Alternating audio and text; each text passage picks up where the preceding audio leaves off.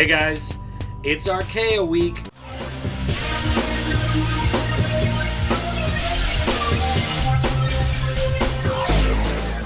Day number 2 here at INeedComics.com, part of the Pop Culture Network. And we're taking a look at another great hardcover from Archaia. This time it's Titanium Rain. Now, for those of you who like war stories, then this is the book for you. There's a lot of Air Force jets flying around blowing stuff up, which is great. But there's also some other stuff in there you got to deal with, and it's kind of a mixed bag. Now, one thing about Titanium Rain is it is a story about politics versus war. It's about man versus machine. It's about faith versus science, humans versus nature. And while it talks about all of those issues, it never really seems to dive deeply into the issues. You get a little bit of dialogue here versus a little bit of dialogue there to kind of talk through a situation, but it never really seems to hammer home any of its big points. I don't know if that's a problem of this being maybe part 1 of a longer series.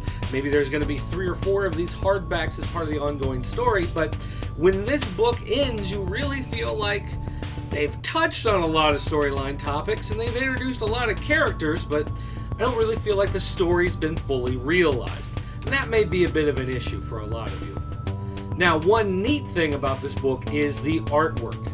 Kat Rocha has this incredibly realistic style where she uses photographs of real people and puts them into Photoshop and creates this neat 3D world.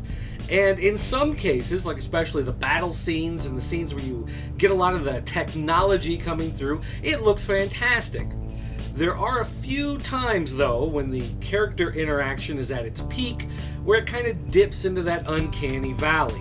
It's so realistic that it fails just a tiny little bit at being completely realistic, and therefore it seems to fall apart more than in some of the other times where she's taking more artistic liberties and creating something that looks cool versus something that looks real.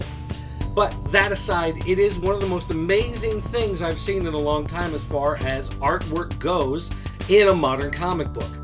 Not only that, but the story from Josh Finney is good in the way that the characters interact. The dialogue seems very natural between them, but again, a lot of the times when he's dealing with issues like politics, he seems to take the easy road. Like, take this guy. Yeah, look kind of like Bill O'Reilly, but here he's on fixed news. Yeah, it's because the news is fixed.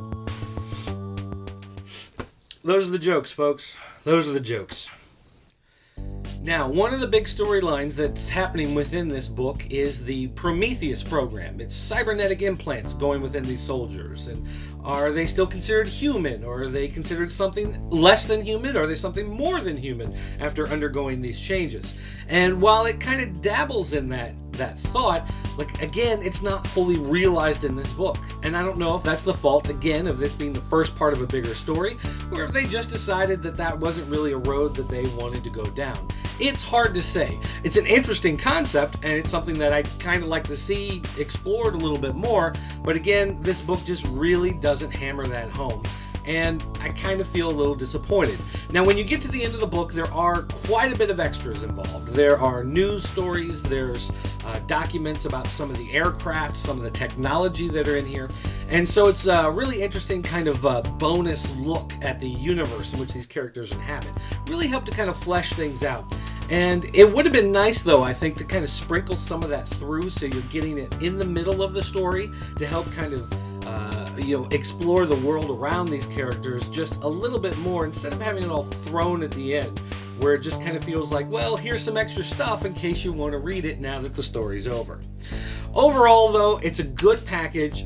If nothing else, you want to look at the artwork on this just to see what the heck is going on and see if you can even figure out how a lot of it's done, because you get the feeling like, yes, she took photographs of people's faces, but where did the rest of it come from? It's hard to say, and it's a great thing that happens within this book because it really reaches out to your imagination and makes you think, I really wonder how that was done.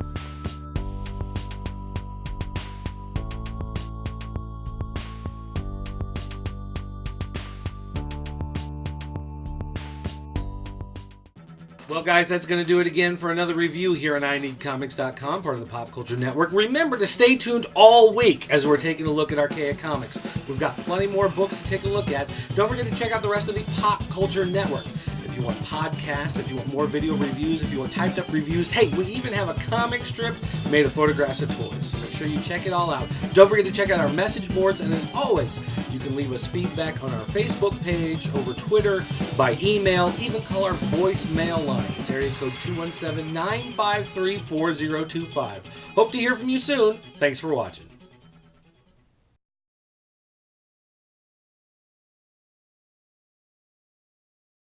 You dirty rotten